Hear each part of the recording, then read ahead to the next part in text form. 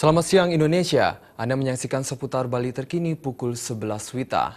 Pemirsa, membicarakan masalah sampah memang tidak ada habisnya. Sampah yang menjadi permasalahan besar baik di rumah tangga maupun di perusahaan sudah semakin mengkhawatirkan.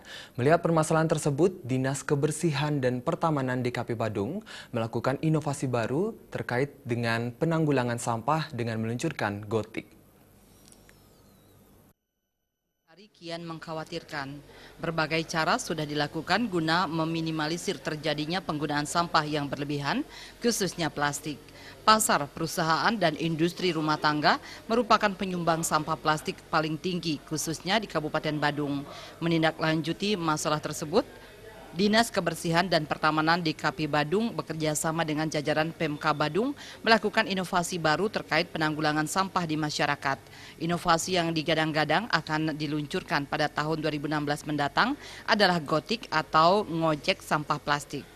Kadis DKP Badung Putu Eka Mertawan mengatakan, inovasi terbaru Gotik yang merupakan refleksi dari Pemka Badung, khususnya DKP Badung untuk melakukan penuntasan penanganan sampah plastik secara berkelanjutan dari ranah yang terbawah, yakni rumah tangga.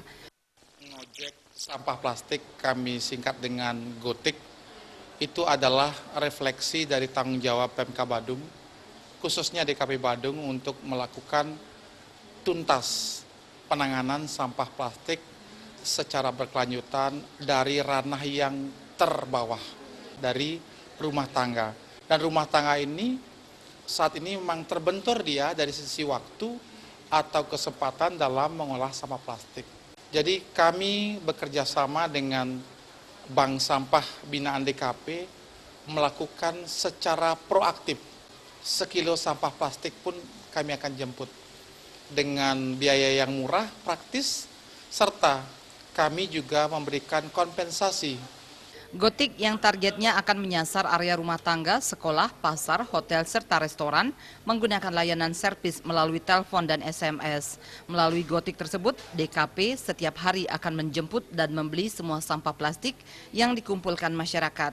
Masalah harga sampah yang diambil DKP akan disesuaikan dengan jenis sampah serta beratnya.